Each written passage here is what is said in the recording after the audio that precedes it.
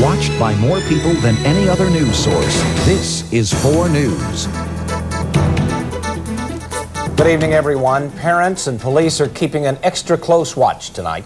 2 children, 2 abduction attempts, and apparently just one would-be kidnapper, and he's still out there. Both attempts happened in St. Paul, one yesterday and one a week ago. And in both cases, someone tried to snatch a young girl off a sidewalk in broad daylight. Mike Walsher is in St. Paul tonight. Mike, I imagine people are keeping a watchful eye out. Oh, they certainly are. I've talked to a lot of parents here along White Bear Avenue on the east side of St. Paul. This is where one of the attempted abductions occurred just yesterday. They're very concerned, very upset that they're just now hearing about this. And I can tell you the police are on special lookout as well. So yeah, we do pay special attention to Tonight, those, Lieutenant Bev Hall and all other St. Paul officers on the east side have been told to be on special alert for the man who tried to abduct 2 girls in a week's time. Lieutenant Hall says parents should tell their children not to walk alone and to be extra cautious. And when you know you've got a sexual predator out there, especially with young children, they're going to go to the places that children gravitate, meaning schools, playgrounds, and those kinds of areas. So yeah, we do pay special attention to those, especially with this individual out and about.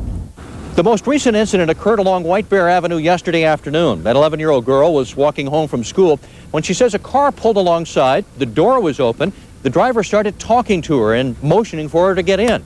She picked up her pace, but the driver did too. At that point, she panicked and ran to her home. The suspect fled. The first incident happened on February 22nd near Clarence and Case.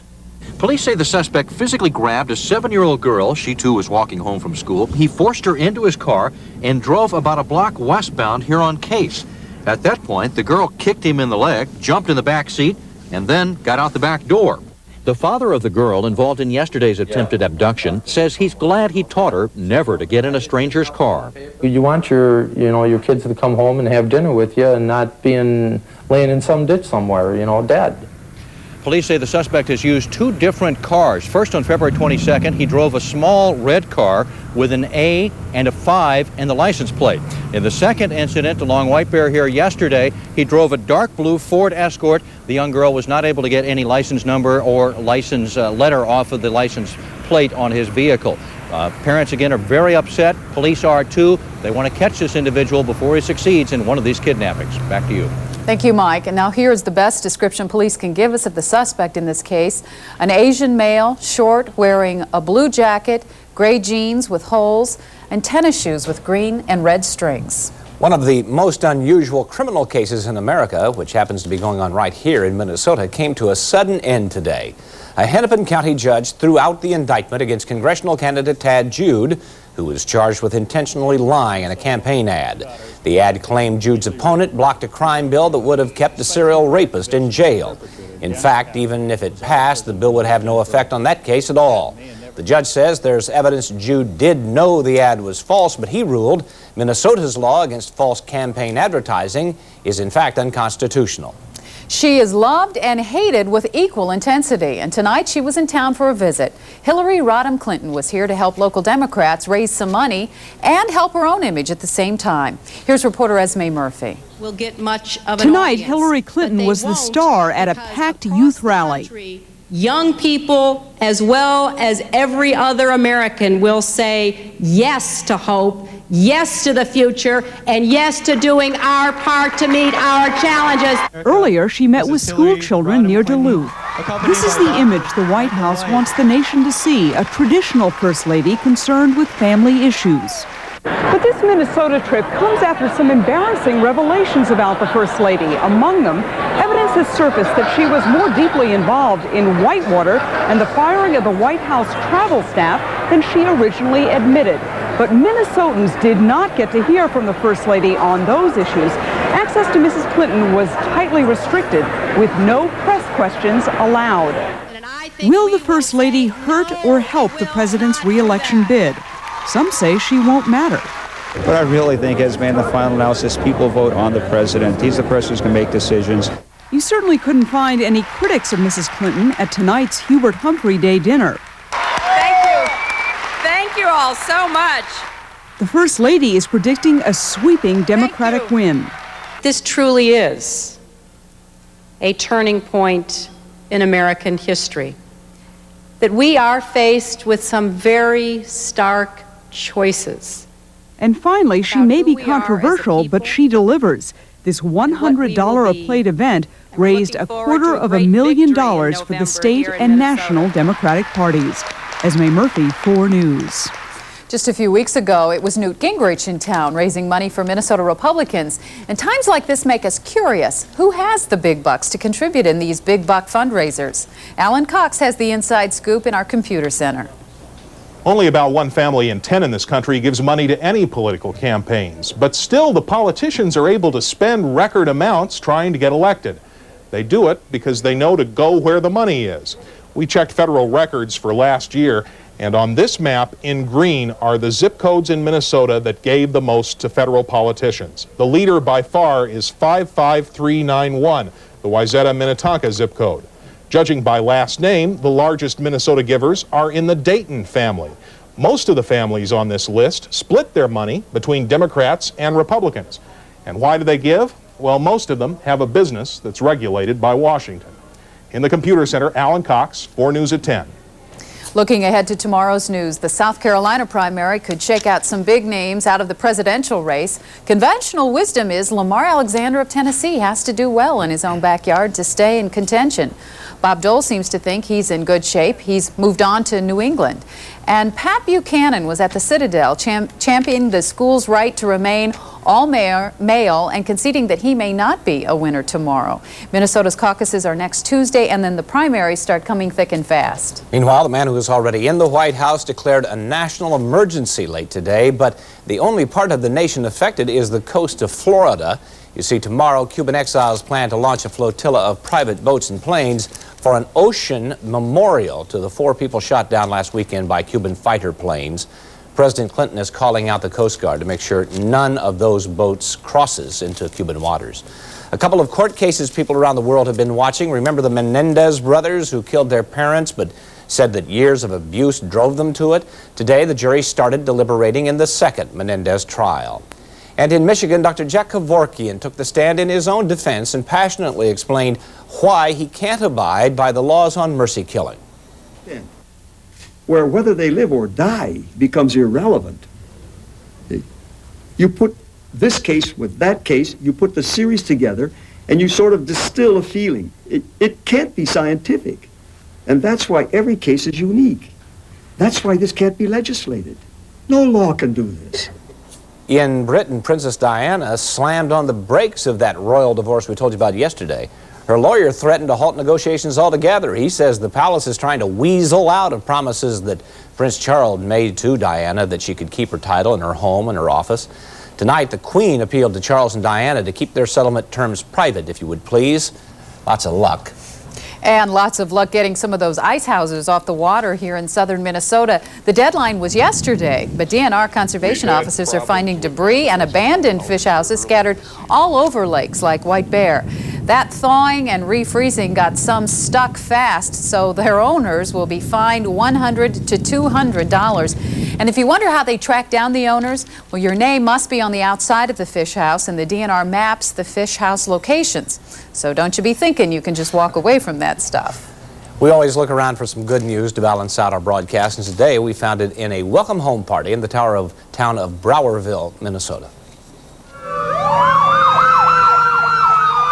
After 2.5 months in the hospital, the 11-year-old boy who lost his leg in a Christmas Eve farming accident returned home. Jamie Dreyer's classmates, friends, and relatives listened as the mayor proclaimed March 1st, Jamie Dreyer Day in the city of Browerville. The school principal presented Jamie with a keepsake quilt to let him know just how happy his classmates are to have him back. Jamie hopes to return to his 5th grade class within the next few weeks. What a homecoming. Well, we have more good news coming up after weather. A new drug goes on the market to help fight one of the world's deadliest killers. I'm Matt Balo up on the rooftop ice garden. The first weekend of March will bring us some February-like weather. I'll have the weather details coming up a little later on. But next in Dimension, if you ever worry about hanging on to your job, we'll show you the job market of the future, who's going to be hiring, and what they're going to be looking for. You're watching 4 News, your #1 news choice.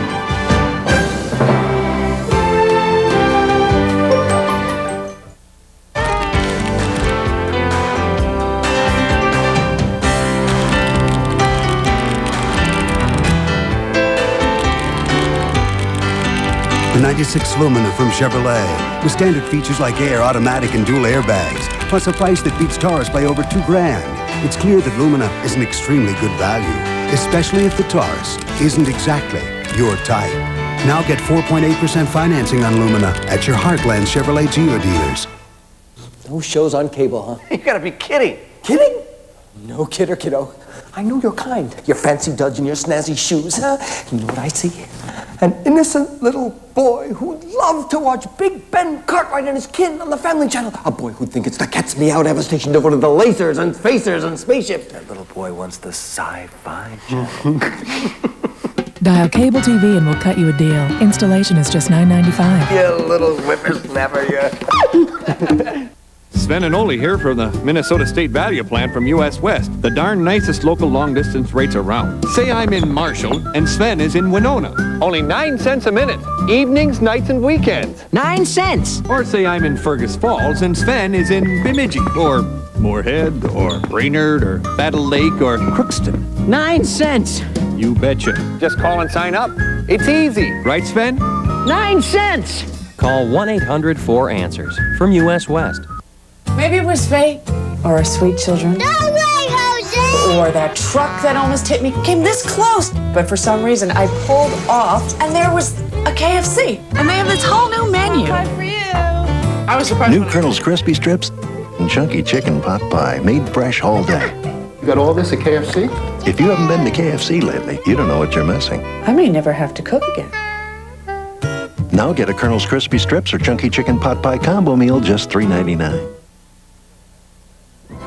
Now, 4 News continues with Don Shelby, Colleen Needles, Ralph John Fritz, and meteorologist Matt Balow. This is 4 News.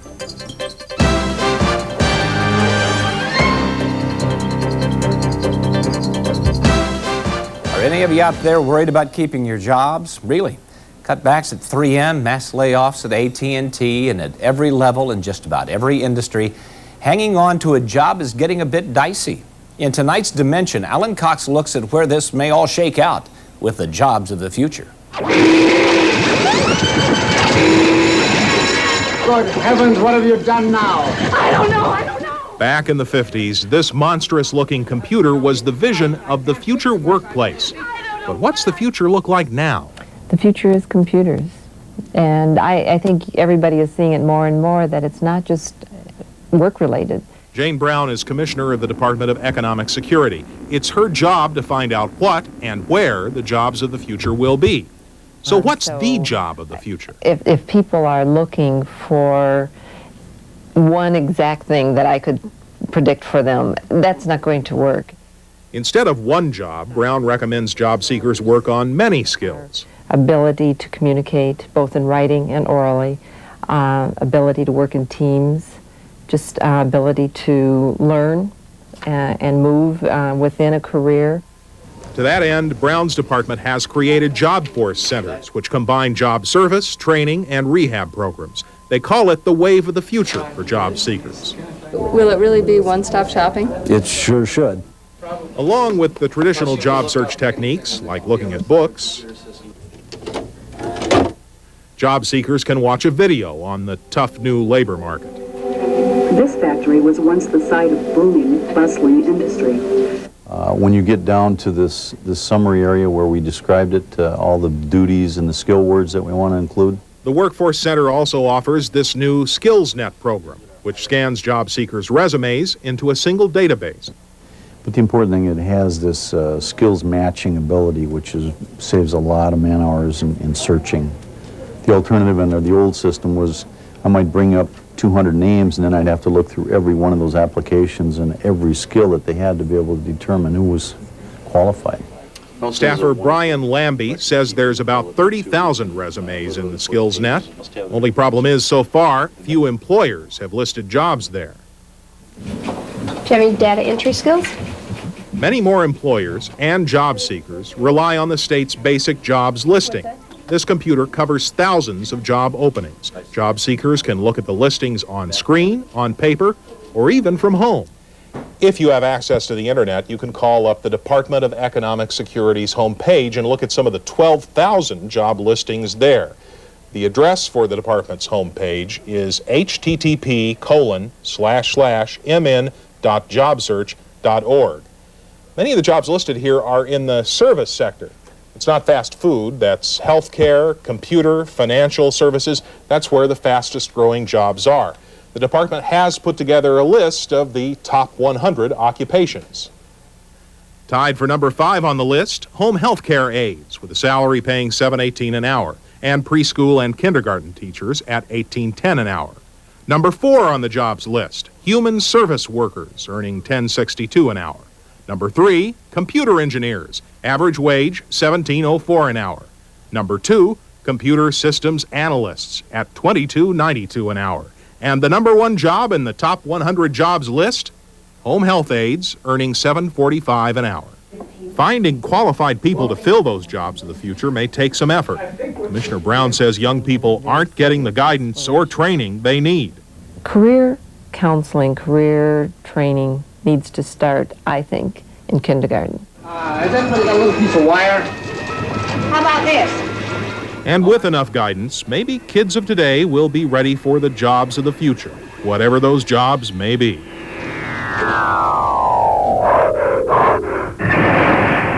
For Dimension, I'm Alan Cox. That's Alan Cox. That homepage for Job Search went by in a hurry, so for those of you who want to check it out, here's another look at it. This is how you dial it up. It's called a URL. It's / men.jobsearch.org. That's it, / men.jobsearch.org. We'll leave it up for just a second. And happy job hunting for you. I hope you don't have to job hunt, but if you have to, that'll help. Time now to check in with Matt Balow. What's coming up this weekend? He's going to tell us from the rooftop. Matt? Oh, you know, we've got a few weeks left in this winter season, and I think we'll see some wintry weather coming up. We're starting off the first day of March actually a little cooler than normal. The high in the Twin Cities today with a little sunshine late in the day made it to 25. 9 degrees was the morning low. Normally, we would have a high of 31 and a low of 11. Currently outside, it's 19 degrees. We've got a few flurries here downtown, and I think you'll see them around the metro area tonight. A west wind right now, it's at 8 miles an hour, giving us a wind chill of 7 above. So it doesn't feel all that bad out there, but this wind will be around tonight. Allow me to show you some sky view pictures taken earlier today from our sky view camera over at Ridgedale looking up.